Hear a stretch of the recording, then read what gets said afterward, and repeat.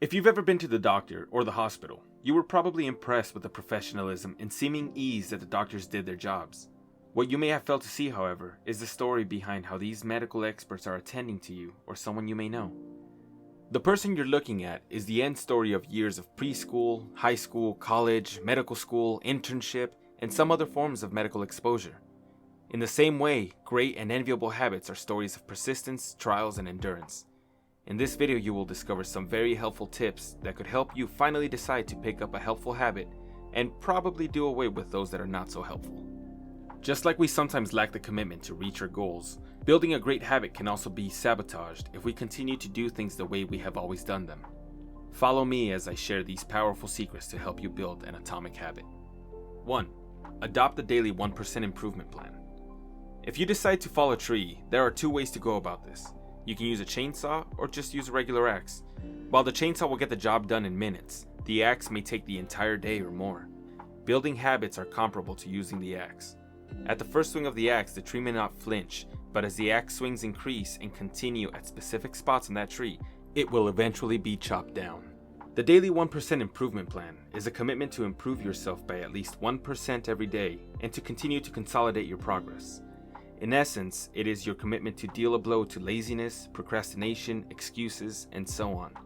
At the end of 1 year, you would have become 37 times better than you were when you started. You can try this out even with $1. Some areas to consider applying this principle include productivity, which is to work on improving your daily output and your productivity.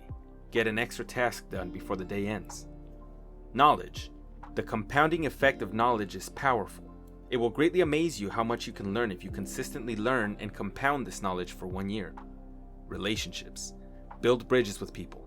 Whatever money can buy, relationships can also buy. And in some cases, they can get you things that money cannot. Improve your relationships consistently. 2.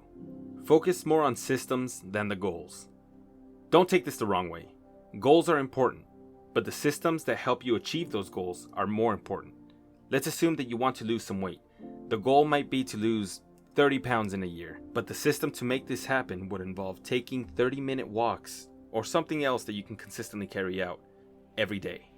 Focusing on the process is really important for a number of reasons. Your happiness is not deferred to the time that you finally meet your goals. If your goal is to lose weight, you can take solace in the fact that you have diligently walked your daily 20 minutes for a week instead of waiting for the year end to finally be happy with your 30-pound loss. Goals are usually temporal fixes. If you set out to stop binge watching Netflix, for instance, you might shut off your laptop, but if you do not cancel or suspend your subscription, which is the system in this case, you will return to that habit at some point. 3. Set about to change your habit with a view to changing your identity. This is the basis for any kind of habit that you want to adopt. Habits on their own do not weigh much until there is an identity behind them. If you decide to lose weight, for instance, going to the gym and running a block or two in themselves are not great deals. They only become important when you realize that the reason why you want to lose weight is that you want to become a healthy person. If you want to build a business, saving, investing, and going after business mentors would only become a lifelong commitment when you realize that you want wealth because you want to be a philanthropist. It might also be because you want to leave a legacy of some sort for your children, and you realize that wealth would be an adequate vehicle to achieve that. 2 great ways to shift to identity-based habit building include deciding who you want to be. A wealthy philanthropist, a religious person, a studious person, an organized person, a writer, and so on. All these relate to some form of identity. Demonstrate this with your wins no matter how small. As a writer, scribble your first lines. As an organized person, make your bed every morning. Save that extra $1 or get a penny stock as a wealthy person. Great habits make our world a much more decent place to live in.